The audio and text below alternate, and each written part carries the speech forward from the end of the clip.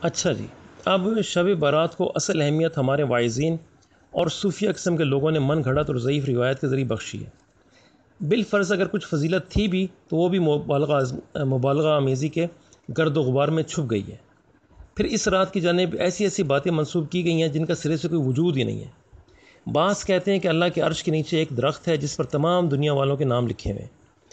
15 شعبان سے لے کر 1 سال تک جنہوں نے مرنا ہوتا ہے ان کے پتے جھڑ جاتے ہیں، اور جنہوں نے پیدا ہونا ہوتا ہے ان کے پتے اگ جاتے ہیں، جبکہ ایسی کسی چیز کا ثبوت کسی بھی صحیح حدیث سے نہیں ملتا ہے۔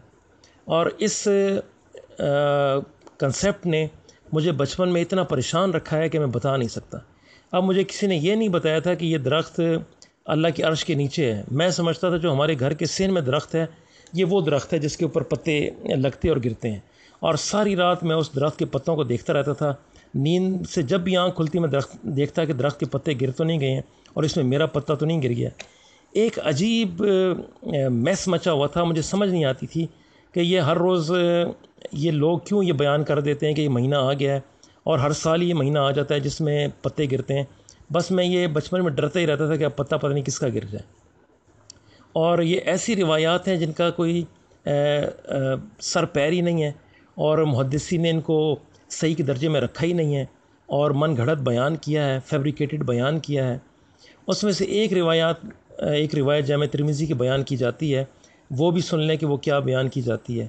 سیدہ عائشہ صدیقہ رضی اللہ عنہا فرماتی ہیں کہ میں نے ایک رات رسول اللہ صلی اللہ علیہ وسلم کو بستر سے گم پایا، پس میں آپ کے تعاقب میں نکلی تو انہیں بقیع کے قبرستانوں میں پا لیا۔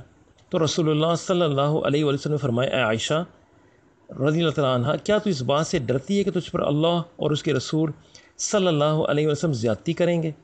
حضرت عائشہ صدیقہ رضی اللہ عنہا نے عرض کی، میں نے گمان کیا تھا کہ شاید آپ اپنی کسی بیوی کے پاس گئے ہیں۔ تو رسول اللہ صلی اللہ علیہ وسلم نے فرمایا کہ اللہ تعالیٰ نصف شعبان کی رات آسمان دنیا پر نزول فرماتے ہیں، اور اس رات بنو کلب کی بھیڑوں کے بالوں سے بھی زیادہ لوگوں کی مغفرت فرماتے ہیں۔ اور یہ ابواب الصوم میں جامع ترمذی میں یہ حدیث لکھی ہوئی ہے، لیکن یہ روایت ضعیف ہے، اور جو بیان کرنے والے ہیں امام ترمذی وہ خود اس کا ضعف بیان کر رہے ہیں۔ وہ بتا رہے ہیں کہ یہ روایت ضعیف ہے، یہ قابل عمل نہیں ہے، لیکن لوگوں کو کیا، بلکہ آپ اخبارات اٹھا لیں۔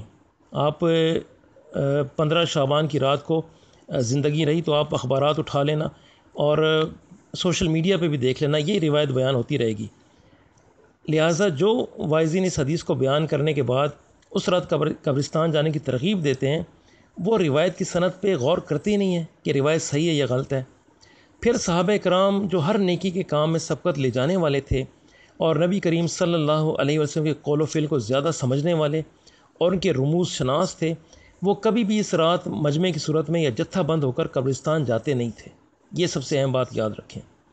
اس کے بعد دوسری روایت ایک بیان کی جاتی ہے سنن ابن ماجہ کی، جس میں یہ بیان کرتے ہیں کہ حضرت علی رضی اللہ عنہ بیان کرتے ہیں کہ رسول اللہ صلی اللہ علیہ وسلم نے فرمایا، جب شعبان کی 15ویں رات ہو تو اس رات کا قیام کرو اور اس دن کا روزہ رکھو۔ بے شک اللہ تعالیٰ اس رات سورج غروب ہونے کے وقت سے پہلے آسمان کی جانب نزول فرماتے ہیں اور اعلان فرما دیتے ہیں، خبردار، کون مجھ سے بخشش طلب کرنے والا ہے میں اس کو معاف کرتا ہوں، کون رزق طلب کرنے والا ہے اس کو رزق عطا کرتا ہوں، کون مصیبت زدہ ہے اس کی مصیبت کو دور کرتا ہوں، خبردار فلاں فلاں کون ہے، یہاں تک کہ صبح صادق نمودار ہو جاتی ہے۔ یہ حدیث بھی اخبارات میں آپ کو مل جائے گی اور ٹی وی پہ اور سوشل میڈیا پہ بھی مل جائے گی۔